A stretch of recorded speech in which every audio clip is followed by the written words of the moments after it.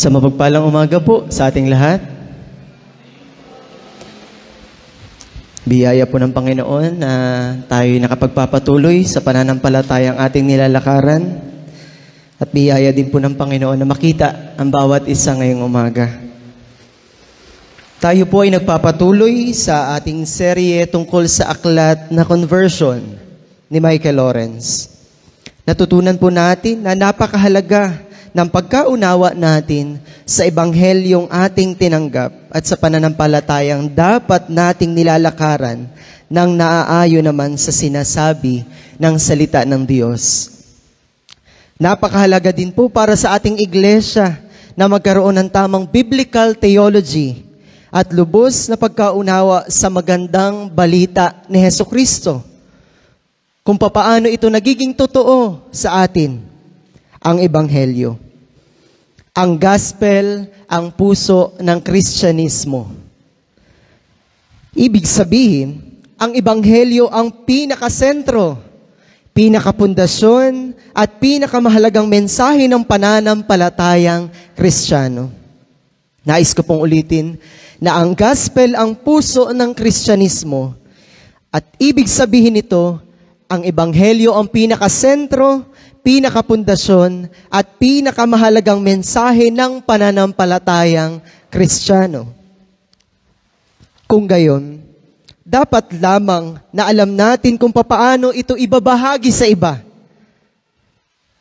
Ang sabi ni Pablo sa Roma chapter 1 verse 16. Roma chapter 1 verse 16, ang mabuting balita o ang ebanghelyo ang kapangyarihan ng Diyos sa ikaliligtas ng bawat mananampalataya. Ngayon, kung ang ebanghelyo pala ang kasangkapan ng Diyos para iligtas ang mga taong sasampalataya dito, kailangang maibahagi natin ito sa mga tao gaya ng nararapat. Bakit ko nasabing gaya ng nararapat?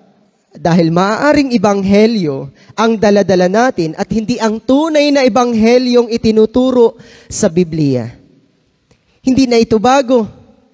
Sa katunayan, noong panahon pa man ni Pablo ay mayroon ng nangangaral ng ibang Jesus at ibang ebanghelyo kaysa sa itinuturo ni Pablo sa iglesia. Ang sabi sa 2 Korinto chapter 11 verse 3 hanggang 4.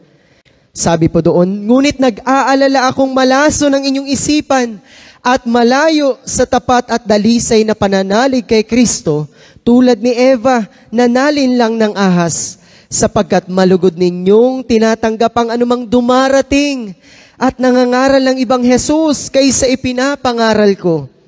Tinatanggap ninyo ang Espiritu at aral na iba sa tinuturo ko sa inyo. Ganito naman po ang salin sa New International Version. For if someone comes to you and preaches a Jesus other than the Jesus we preach, or if you receive a different spirit from the spirit you received, or a different gospel from the one you accepted, you put up with it easily enough. Kaya ibig sabihin, hindi kesyo nangangaral tayo tungkol kay Jesus at tungkol sa ebanghelyo ay tunay ngang si Jesus at ang ebanghelyong itinuturo ng Biblia ang ipinapangaral natin. Hindi sapat na mabanggit lamang natin ang mga salitang Jesus at ebanghelyo sa ating pangangaral. Dapat talagang tunay na Jesus at tunay na ebanghelyo ang ating ipinapangaral ayon sa sinasabi ng banal na kasulatan. Tingnan natin kung ano ang naging epekto sa iglesia sa Korinto nang makapasok ang mga taong nangangaral ng Jesus at ng ebanghelyo na ibang-iba sa ipinangaral ni Pablo. Ganito po ang sabi sa 2 Korinto chapter 12 verse 20 hanggang 21. Nangangamba akong baka pagparian ko, may makita akong di ko gusto sa inyo, at kayo naman ay may makitang di ninyo gusto sa akin. Baka ang matagpuan ko'y pag-aaway-away, pangingimbulo, pag-aalitan, pagmamaramot, pagsisiraan, pagsisitsitan, pagpapalalo, at kaguluhan. Nangangamba ako na pagparian kong muli Hiyain ako ng aking Diyos sa harapan ninyo. Pag nagkagayon, itatangis ko ang karumihan, pakikiapid, at mahalagang hindi pa pinagsisisihat, tinatalikdan. Nang makapasok po sa iglesia, sa Korinto, ang mga tagapangaral na nangangaral ng ibang Jesus at ibang ebanghelyo, ang mga tao na nasa loob ng iglesia ay hindi na namumuhay ayon sa tunay na pananampalataya. Kaya naman, nangangamba si Pablo na baka pagpunta niya doon ay masumpungan niya ang mga miyembro ng iglesia na namumuhay sa kasalanan. Anong kinalaman ng pagpapatuloy nila sa kasalanan sa pangangaral sa kanila ng ibang Jesus at ebanghelyo? Naniniwala akong ipinangaral sa kanila ay isang ebanghelyong pinababaw. Isang ebanghelyong hindi humihingi ng pagsisisi sa kasalanan at pagbabalik loob sa Diyos. Kundi isang ebanghelyong ginagawa silang komportable at sa kasalanan. Isang Jesus na nagmamahalang ngunit hindi namumuhi sa kanilang kasalanan. Iyon ang napakinggan ng mga taong ibang Jesus at ibang ebanghelyo ang itinuro. Tulad iyan ng ebanghelyong ipinapangaral at pinaniniwalaan ng maraming tao sa ating kapanahunan, na kilala sa tawag na felt needs gospel. Ibinabahagi si Jesus bilang sagot sa mga temporal o pansamantalang pangangailangan ng mga tao, katulad ng layunin o direksyon sa buhay, peace of mind, maayos na pamilya, career, relasyon sa asawa at marami pang iba, na para bang ganun na lamang talaga si Jesus sa iba. Madali nga namang ibahagi ang ganitong klaseng ebanghelyo. Dahil sino nga ba naman ang hindi tatanggap kay Jesus kung ganito pala ang kanyang iniaalok? Maganda ang buhay mo, mayaman ka. Kapag ganitong ebanghelyo ang ating itinuturo, maliligaw natin ang iba. Ngunit hindi ganitong ebanghelyo ang itinuturo ng Biblia. Ang biblical doctrine of conversion ay may malaking implications para sa approach natin sa pagbabahagi ng gospel. Na kung may mapakinggan man tayo na iba sa itinuturo ng Biblia, madali nating marerecognize agad na hindi yun ang sinasabi ng Biblia. Kung ang conversion ay resulta ng pagkilos ng Diyos na pagkakaloob sa atin ng bagong puso na nagsisisi at nagtitiwala sa gospel, ibig sabihin, ang evangelism ay hindi isang paraan ng pagbebenta. Malinaw na ang ebanghelyo, hindi natin ibinebenta para makakuha lamang ng pabor o alok sa mga tao. Hindi ito tungkol sa pagtukoy kung anong pakiramdam ng tao na pangangailangan niya at paghugis sa gospel ng naaayon sa pangangailangang iyon. Na kapag nakita natin yung taong yun, ay kailangan ng kapatid ng kapayapaan ang puso. Kapayapaan, kaginhawahan. Ang evangelism ay matapat na pagpapahayag ng isang makapangyarihang mensahe mula sa Diyos, isang mensahe na nagpapaalala sa atin kung ano ba ang tunay nating kailangan sa buhay na ito. Nararamdaman man natin o hindi. Ito ay mensahe na nangangailangan ng isang partikular na tugon. At ito ang mensahe na siyang nagko-convert sa mga makasalanang tulad mo at tulad ko sa pamamagitan ng kapangyarihan ng Banal na Espiritu. Kaya ang tanong, mga kapatid, ay hindi kung papaano tayo makakabenta. Ang tanong ay hindi paano tayo makakabenta para makakuha lang ng maraming bilang ng mga taong naniniwala at para mapalago at maparami ang church. Ang dapat na tanong ay, paano maipapahayag ang mensahe? Paano maipapahayag ang mensahe? Ang hamon po sa atin ngayong umaga ay hindi sa pamamaraan o teknik. Kahit pa magpakadami-dami tayo ng teknik na naiisip sa ating isipan, hindi yon ang pamamaraan. Katulad ng ginagawa ng ilang mga iglesia, kundi sa katapatan at kalinawan kung papaano natin ipinapahayag ang mabuting balita ni Kristo. Gaano tayo katapat na ipinapahayag ang ebanghelyo sa mga taong nakapaligid sa atin? At gaano rin naman natin ibinabahagi ang mabuting balita ni Kristo ng malinaw ayon sa orihinal na itinuturo nito? Ngayong umaga po ay sama-sama nating pagbubulayan ang mga paraan paano natin dapat ipahayag ang ebanghelyo. Paano natin ipapahayag ang ebanghelyo? Una, ipahayag ng malinaw. Proclaim the gospel clearly.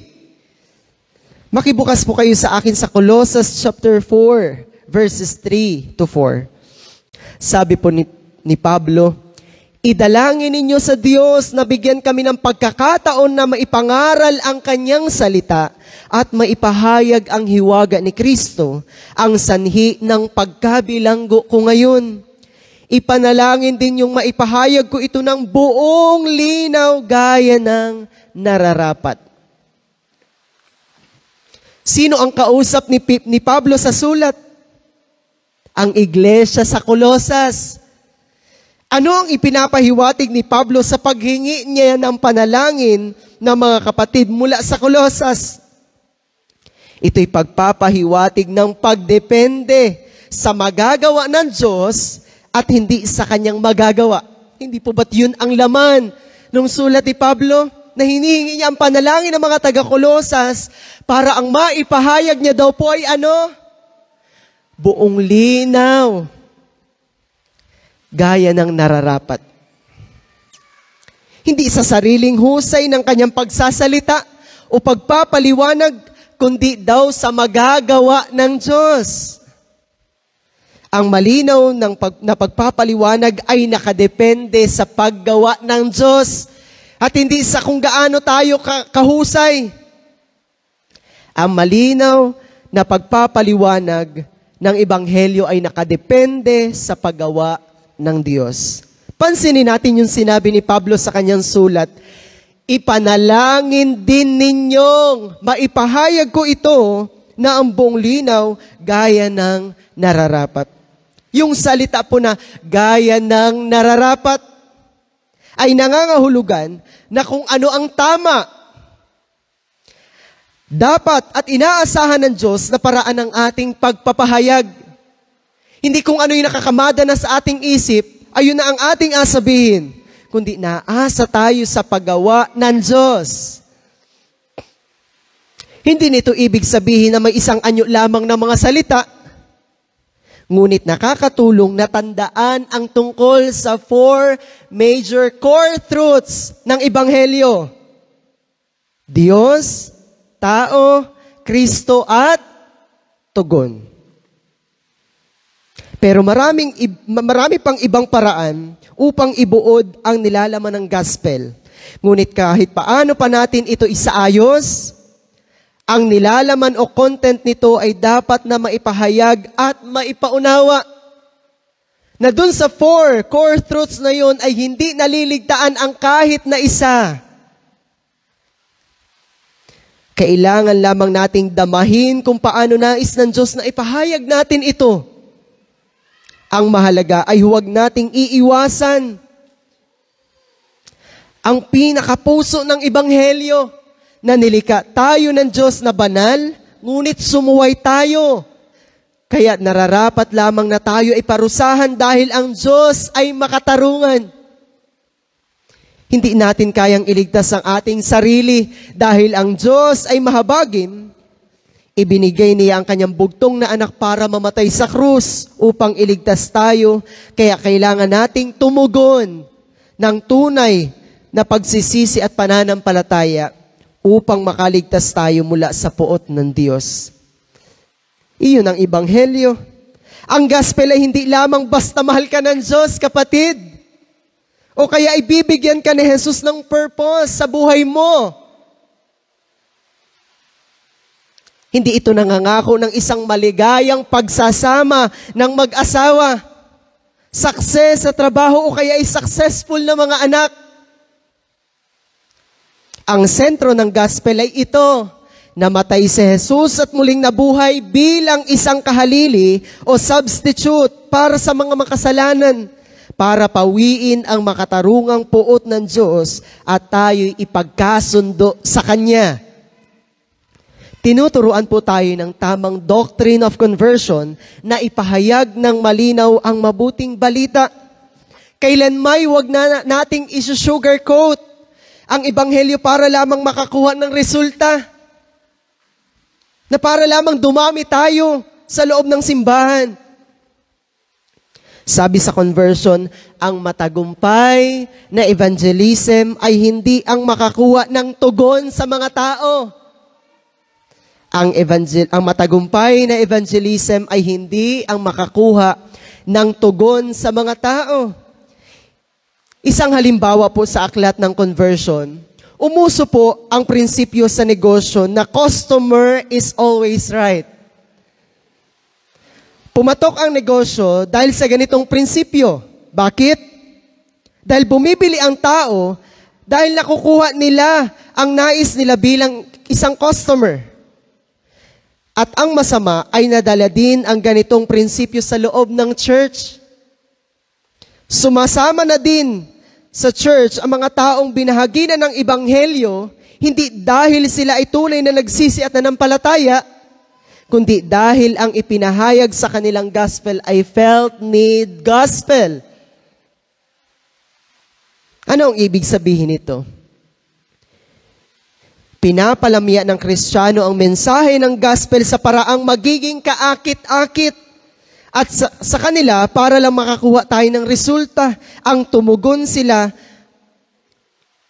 para lang sumama sa atin. Masabi lang na dumadami na nga tayo. Hindi ba nakakatuwa namang tingnan na sa loob ng iglesia ay napakarami? Pero hindi natin alam kung sino lamang yung mga tunay sa loob. Ipahayag mo lamang ang mga felt need gospel, sasama na sila.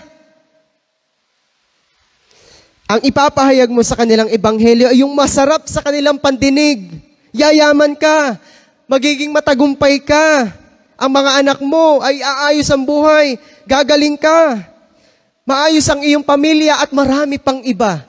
Kapag ganoong gospel ang ipinahayag natin, tiyak na mga false converts ang malilikha. Kaya kapag hindi nangyari ang mga ipinapangako ng nagpahayag, tayo na nagpahayag, kapag hindi nangyari yun, bandang huli ay nawawala na din sila. Nalulusaw. Nagiging demanding sila sa Diyos. Lord, sabi mo, pag nung tinanggap kita ganito, bakit hindi naman? Iba ang motibo ng kanilang puso. Kasi hindi nangyari ang inaasahan nila ayon sa ipinahayag sa kanila. Dumarami lamang ang mga false convert at nagiging sakit sa ulo ng iglesia kasi walang naganap na pagsusuko ng buhay kay Kristo. Hindi ito ang nararapat na pagpapahayag ng gospel, mga kapatid. Ano nga ba naman ang nakakaakit sa ebanghelyo? Ang totoo pa nga'y nakakagalit ito sa kanila. Bakit? Dahil sasabihin mo ang totoo na makasalanan ka, papunta ka sa impyerno. Hindi mo kayang iligtas ang iyong sarili kahit ano pang gawin mo. Hindi ba't nakakasakit yun sa kanila? Pero kung yun naman ay para sa ikabubuti ng kanilang kalagayan, sasabihin mo ang totoo. Ngayon, paano ito naging kaakit-akit sa kanila? Paano nagiging kaakit-akit yung mga katotohanan ng ebanghelyo na talaga nakasasakit sa kanila? Ang tunay na ebanghelyo ay hindi kaakit-akit pakinggan. Ang sabi sa unang Korinto chapter 1 verse 18, sa mga napapahamak, ang aral tungkol sa pagkamatay ni Kristo sa krus ay kahangalan. Ngunit sa atin na mga iniligtas, ito'y kapangyarihan ng Diyos. Kaya wag natin itong pagandahin, mga kapatid, o gawing kaakit-akit. Ito ang nararapat at inaasahan sa atin ng Diyos. Ang ipahayag ito ng may buong kalinawan. Ang ipahayag ang ebanghelyo ng buong linaw. Sabihin kung ano talaga ang tunay nitong nilalaman. Sinabi din po ni Pablo sa 2 Korinto chapter 4 verse 2, tinalikuran namin ang lahat ng lihim at kahiyayang gawain. Hindi kami nanloko ng mga tao at hindi namin ipinipilit ang salita ng Diyos. Sa halip, hayagan naming ipinangangaral ang katotohanan, kaya't maaari kaming suriin ninuman sa harapan ng Diyos. Ang gospel po ay may tiyak at maliwanag na nilalaman. Kaya para kay Pablo, ang matagumpay na pagbabahagi ng gospel ay isang hayagang pangangaral ng katotohanan. Masaktan ka man, maghinanakit ka man, o kung isasalin sa NIV, ay ganito po ang pagkakasalin, setting forth the truth plainly. Kaya confident si Pablo na sabihin na maaari silang suriin ninuman sa harapan ng Diyos. Bakit? Kasi malinaw niyang ipinapahayag ang mga katotohanan ng Ebanghelyo. Wala na siyang pananagutan sa Diyos kasi alam niya sa sarili niya na hindi niya binola ang mga tao. Ipinapahayag niya ang katotohanan ng malinaw, simple at direkta. Walang paligoy-ligoy at walang itinatago.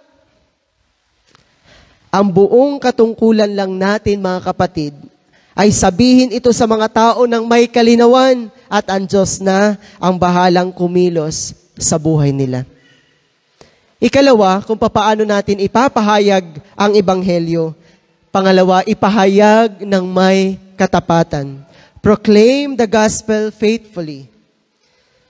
Sinabi po sa aklat ng conversion, dapat tayong magpahayag ng may katapatan sa pamamagitan ng pagsasabi sa mga tao na isaalang-alang ang kahihinatnan ng pagsunod kay Kristo, gaya ng nasasaad sa 2 Korinto chapter 5, verse 15. Sabi doon, namatay siya para sa lahat upang ang mga nabubuhay ngayon ay huwag nang mabuhay para sa sarili, kundi para kay Kristo na namatay at muling nabuhay para sa kanila.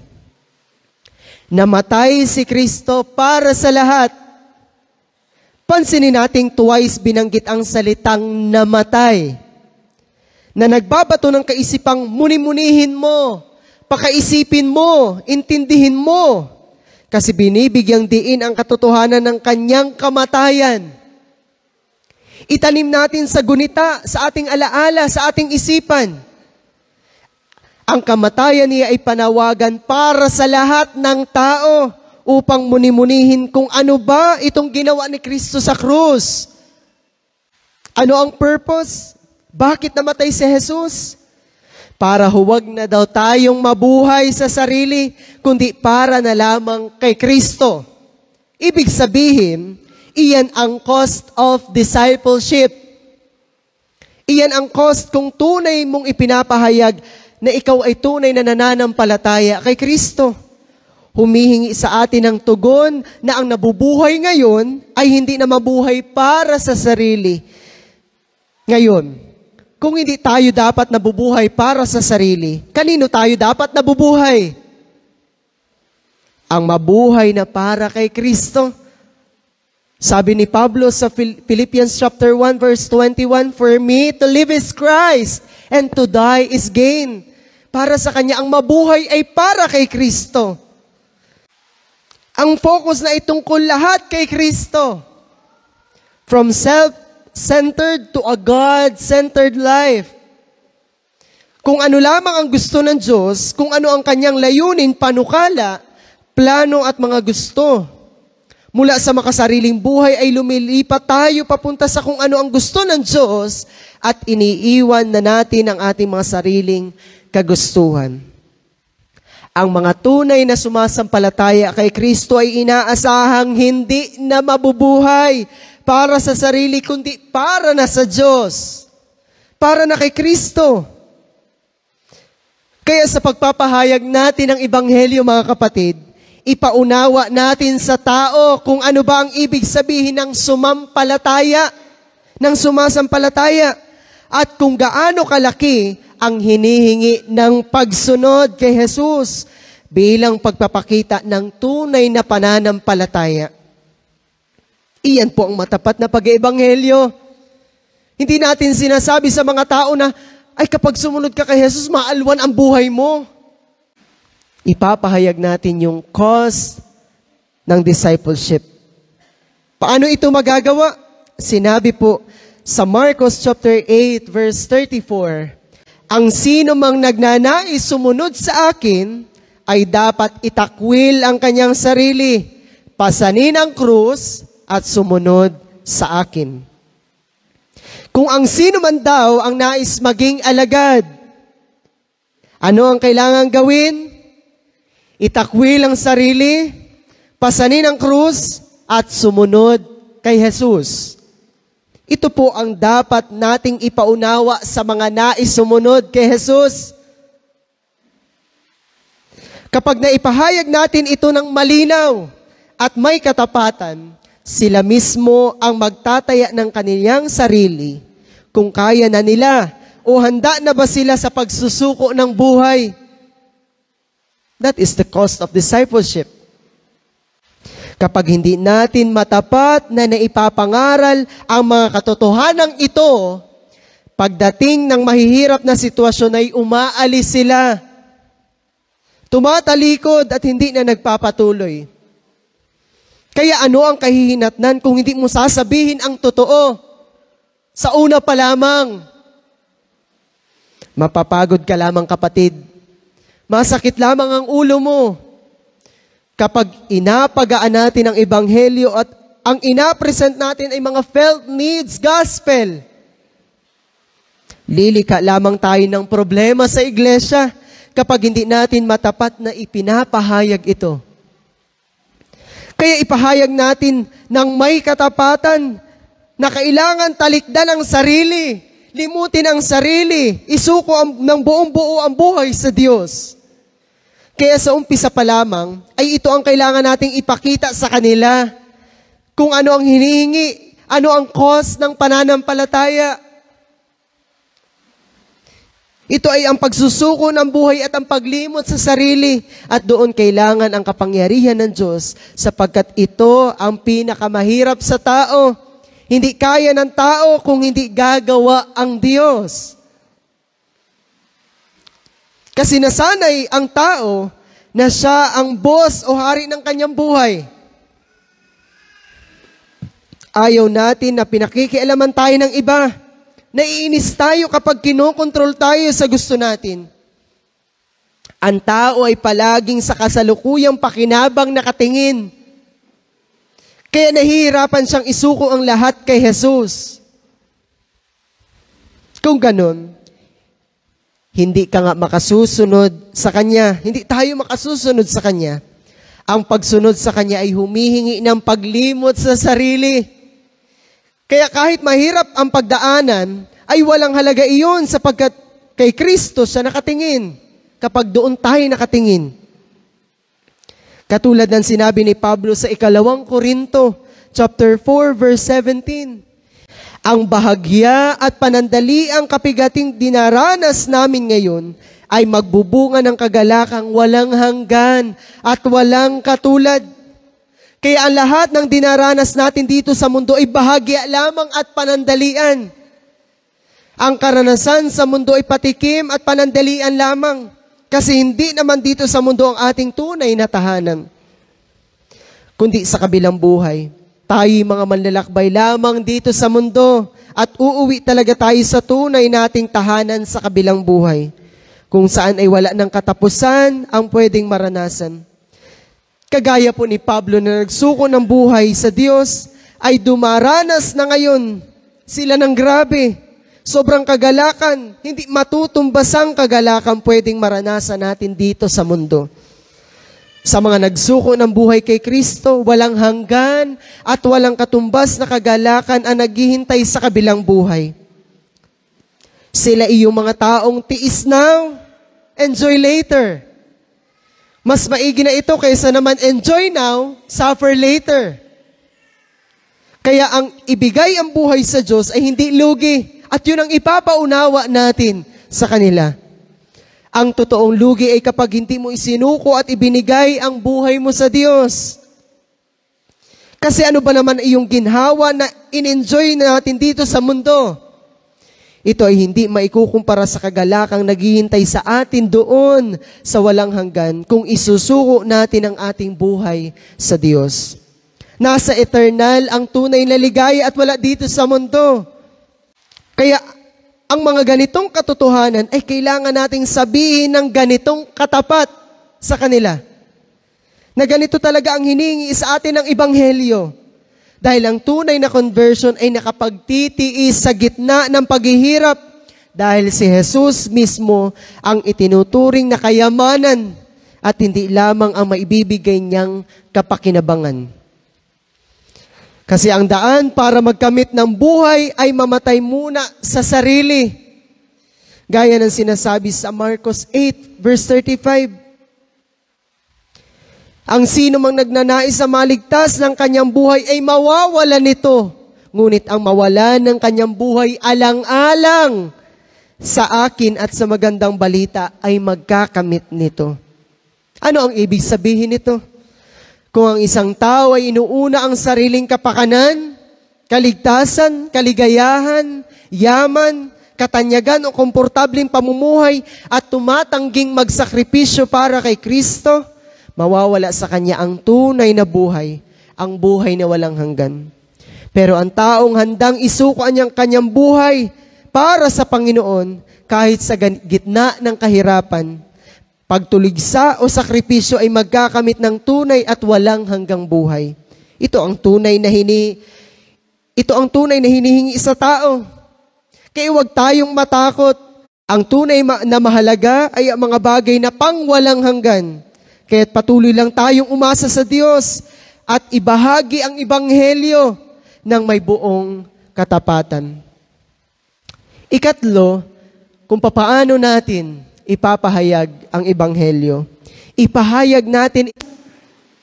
At hindi si Pablo, bagamat siya ang nagparating ng mensahe. Ang pangunahing mensahe ng Diyos sa talatang ito ay ano? Ang makipagkasundo ang tao sa Diyos. Hindi po ba't yun ang mensahe noong talata? Bakit kailangan makipagkasundo? Naunawaan natin sa Ebanghelyong ating tinanggap ang ating kalagayan. Ang tao, dahil sa kasalanan ay nahiwalay sa Diyos. Walang kakayanan ng taong bumalik sa kanyang sarili, ni hindi sapat ang mga gawa at pamamaraan para maligtas. Ngunit dahil sa pamamagitan ni Kristo, mayroon ng daan para ipagkasundo ang tao sa Diyos. Ito yung tinatawag na reconciliation. Ang mensaheng ito ay isang imbitasyon. Hindi pilitan na tanggapin ang pakikipag-ugnayan at kapatawaran ng Diyos, kundi panawagan upang magsisi sa kasalanan at magbalik loob sa Diyos. Hindi po ba't yun ang mensahe ng talata?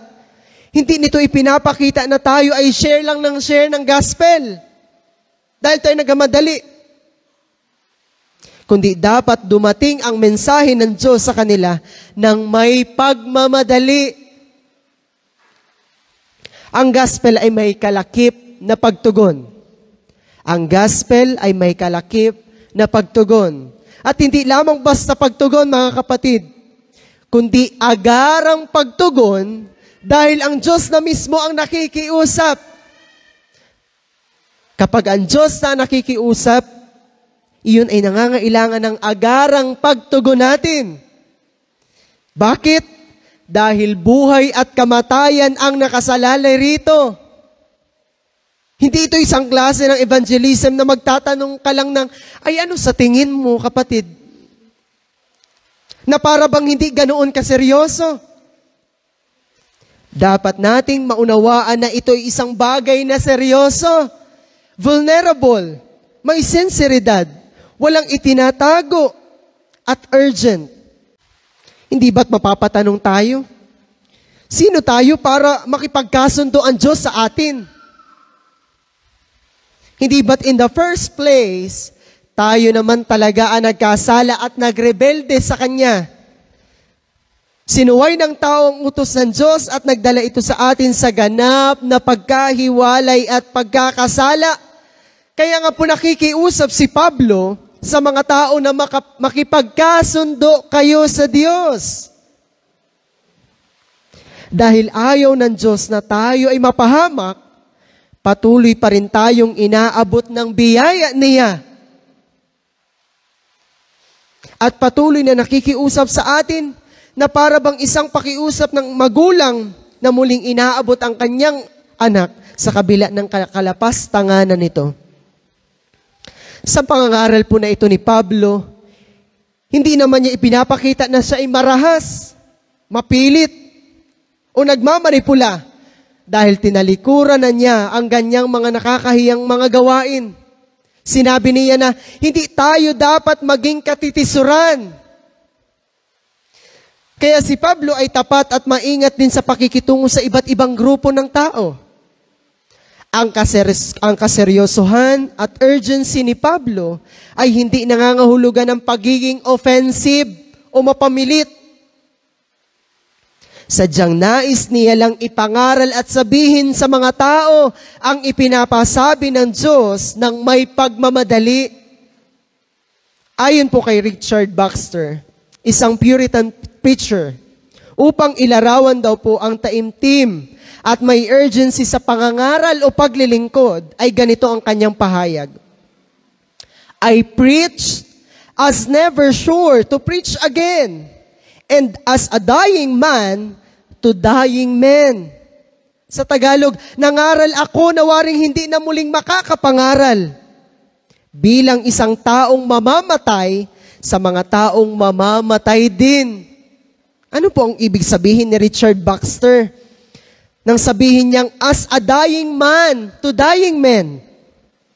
Ito po ay pagkilala sa katotohanang lahat tayo ay mamamatay. Kaya kinakailangan natin ang may ibahayag ang ebanghelyo ng may pagmamadali. Pare-pareho tayong may hangganan ang buhay. Hindi dahil sa mamamatay na tayo bukas, kundi dahil tayo ay mga nilalang na may hangganan ang buhay. Katulad ng sinabi ni Baxter na nangaral siya na waring hindi na muling makakapangaral. Baka iyon na yung last mong pagkakataon para maipahayag ang ebanghelyo sa kanila. Dahil maaaring iyon na ang huling pagkakataon para siya makapagsalita, kailangang sabihin na ang lahat, walang pagpapaliban, walang pag-aatubili. Kaya sa pagpapahayag ng gospel, dapat nating himukin o anyayahan ang mga tao na magsisi at maniwala ngayon. Hindi bukas, sa makalawa o sa isang araw o sa kung kailan lamang natin gusto. Ang buhay ay parang usok lamang at hindi natin alam kung kailan ito magtatapos. Kaya sinasabi sa Biblia na ngayon ang araw na dapat kang bumaling sa Diyos kapag narinig mo ang tinig ng Diyos. At iyon po'y sinasabi sa Hebreo chapter 4, verse 7. Ano daw po? Ngayon daw po ang araw ng kaligtasan. Hindi bukas. Kaya ipahayag natin ito ng may buong pagmamadali.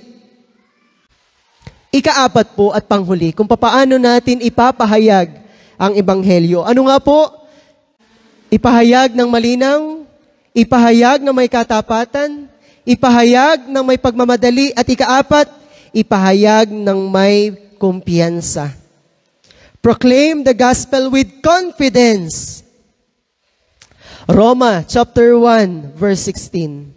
Sabi po doon, hindi ko ikinakahiya ang magandang balita sapagkat ito ang kapangyarihan ng Diyos para sa kaligtasan ng bawat sumasampalataya, unay sa mga Hudyo at gayon din sa mga Griego. Para kay Pablo, hindi niya ikinakahiya ang ebanghelyong kanyang ipinapangaral. Bakit?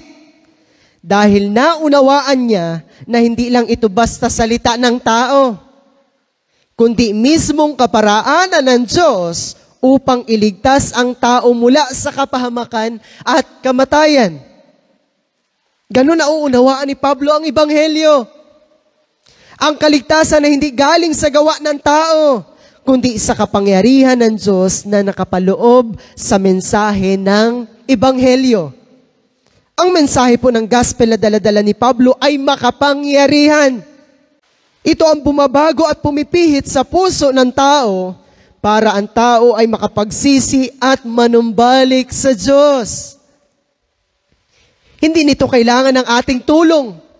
Gayunmay, kinakasangkapan ng Diyos ang mga lingkod niya para ipahayag ang kanyang salita sa mundo, sa sangkatauhan. Ngayon, kung ang gospel po pala ay mayroong sariling power sa buhay ng mga taong nakakarinig nito, may dahilan pa ba tayo para matakot? O mahiyang ibahagi ito sa iba?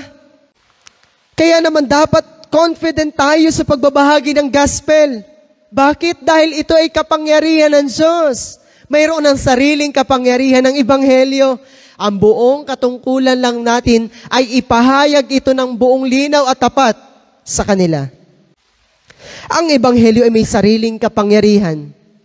Kailangan lang nating ipahayag ito ng malinaw at hayaan na ang kapangyarihan ng Diyos ang siyang mag-operate sa puso ng tao.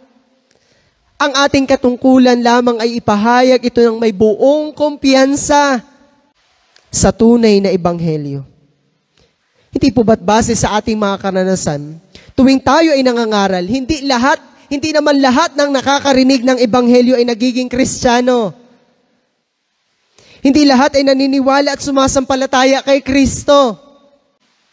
Pero bakit natin kailangan gawin yun sa lahat? Dahil malinaw ang Great Commission, humayo kayo at gawin ninyong alagad ko ang lahat ng bansa. Kaya ang buong katungkulan ay ibinigay sa atin at kailangang ipahayag yung mabuting balita na yun sa lahat.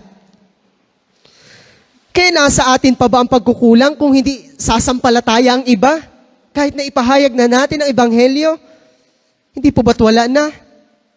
Wala na sa atin ang pagkukulang kung buong linaw naman natin at buong katapatan naman nating ipinahayag ang Ebanghelyo. Ano po ang problema? Bakit maraming mga tao kahit ipahayag ng Ebanghelyo ay marami pa rin ang hindi nakakatugon sa Ebanghelyo?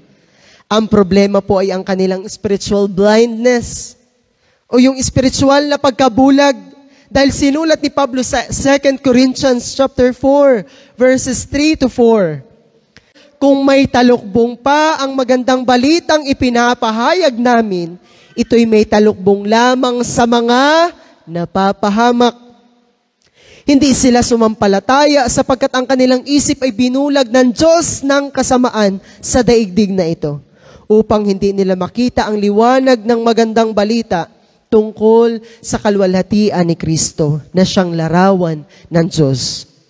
Sa mga taong hindi naniwala at sumampalataya, ang sabi sa talata, ang kanilang mga pag-iisip ay sarado at binulag daw po ng Diyos ng kasamaan sa mundong ito upang hindi daw po makita ang liwanag ng magandang balita tungkol sa kaluwalhatian ni Kristo na siyang larawan ng Diyos. Ang kasalanan po at ang atin mismong masamang puso ang humahad lang upang ating makita ang katotohanan. Sadya tayong nabubulagan.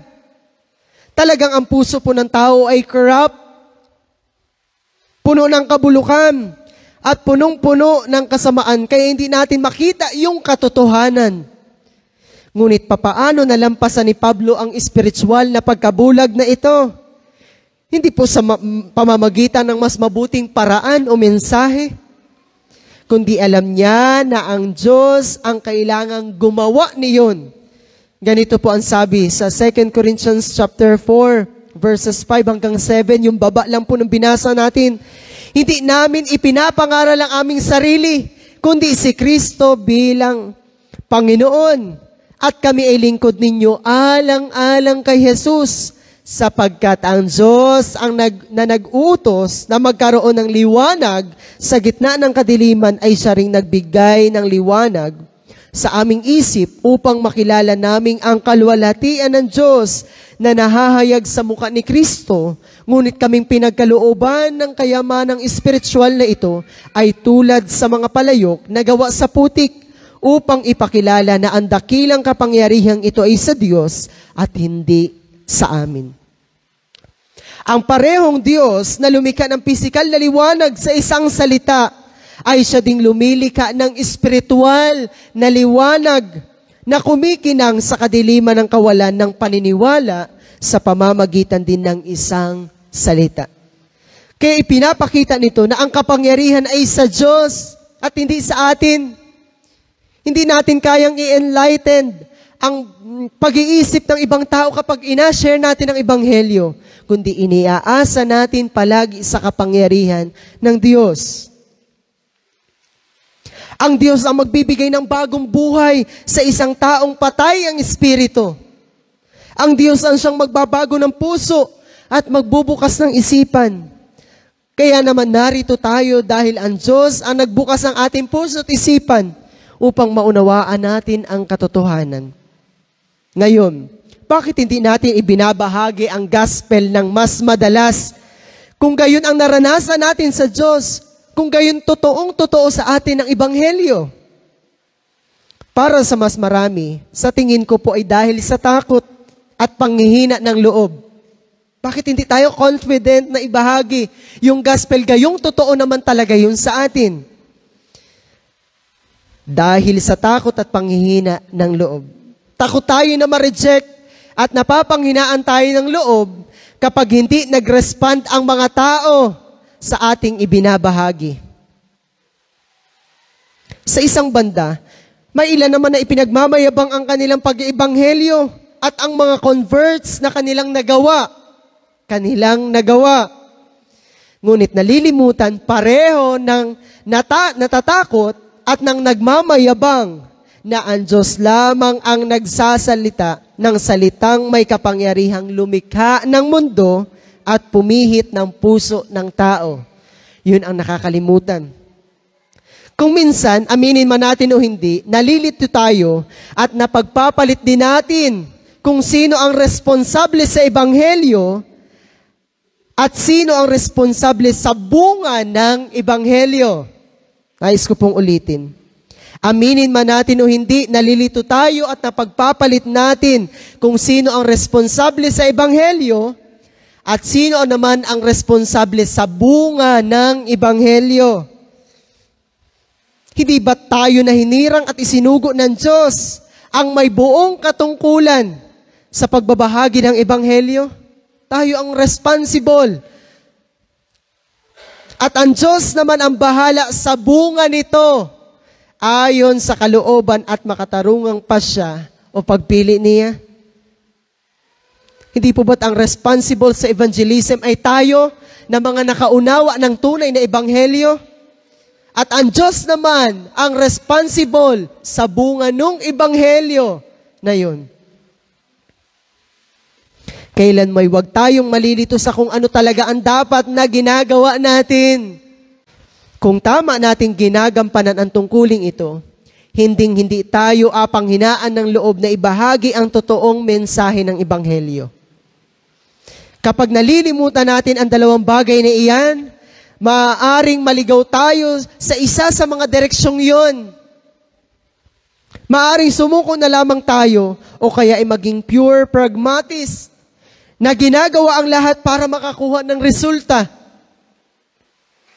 Hindi magtatagal at mahuhulog tayo sa panlilinlang at pagmamanipula na tinalukuran ni Pablo at makagawa pa ng mga false converts. Sa akin pong pagtatapos, ang mensahe ngayong umaga ay nag-iiwan sa atin ng malaking hamon upang gampanan natin ang ating tungkulin bilang mga tagapaghatid ng Ebanghelyo sa mga taong napapahamak. Hindi sapat na tayo lamang ang ligtas. Sabihin mo nga sa iyong katabi, kapatid, hindi sapat na tayo lamang ang ligtas.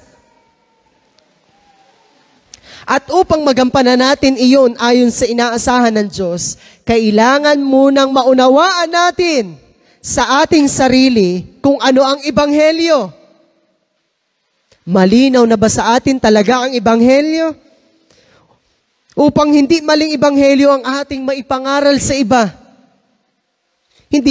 Hindi mo maibabahagi ang isang karanasan sa ibang tao kapag hindi mo talaga mismong naranasan? Ganon din sa ebanghelyo, mga kapatid. Iyan ang dahilan kung bakit sa CLJC ay patuloy ang ating mga pag-aaral at pagsasanay na halos tuwing hapon na lamang ay puno ang ating mga sked sa iba't ibang mga pag-aaral. Kailangan nating lumago sa ating nauunawaan para maituro ang tamang aral sa iba. Hindi natin kailangan maging mga pastor o misyonero para maging mabisa tayong tagapaghatid ng mabuting balita. Sapat na malinaw nating naiintindihan ang ebanghelyo na ang Diyos ang lumikha sa taong ngunit sumuway ang tao sa Diyos. Kaya't karapat dapat hatulan ang tao sa walang hanggang kaparusahan sa impyerno. At sa habag ng Diyos ay isinugo niya si Kristo para mamatay sa krus bilang kahalili natin. Ngunit kailangan nating tumugon ng may pagsisisi at pananampalataya kay Jesus lamang upang makamit natin ang kapatawaran sa ating mga kasalanan at maipagkasundo tayo sa Diyos. Kung nalilito ka pa rin, kapatid, lumapit ka sa iyong leader o pastor para sa pagsasanay. O kaya minsan ay sumama ka sa mga kapatid na humahayo. Mayroon din naman tayo mga libro na makakatulong sa atin para higit na maunawaan ang ebanghelyo. Basahin at aralin mo ito. Huwag lang tayo makontento na tayo ay ligtas na. Kung tutuusin, kung malinaw na nauunawaan natin kung bakit kailangan natin si Jesus, maipapangaral din natin ng malinaw sa iba ang tungkol kay Jesus. Kung gaano totoo sa atin si Jesus, maibabahagi din natin siya sa iba. Kailangan natin sa Jesus upang maipagkasundo tayo sa Diyos dahil siya lamang ang natatanging daan at paraan para malubag ang galit ng Diyos sa ating mga kasalanan. Kailangan tayong mailigtas mula sa ating mga kasalanan, mula sa hatol ng Diyos at mula sa kamatayan. Itigil na natin ang pangangaral sa mga tao na kaya nila kailangan si Jesus ay upang makamit ang mga bagay na hinahangad nila na pawang pansamantala lamang. Itigil na natin ang pagmamanipula sa mga tao. Sa halip, akayin natin sila sa pagsisisi, pagtalikod sa kanilang mga kasalanan, at pananalig kay Jesus lamang para sa kaligtasan. Ihiyag natin ang malinaw, may buong katapatan, may pagmamadali, at may buong kumpiyansa ang ebanghelyo na siyang kapangyarihan ng Diyos sa ikaliligtas ng bawat sasampalataya dito. Italaga po natin ngayon ang ating mga buhay kay Kristo at sa pangangaral ng ebanghelyo.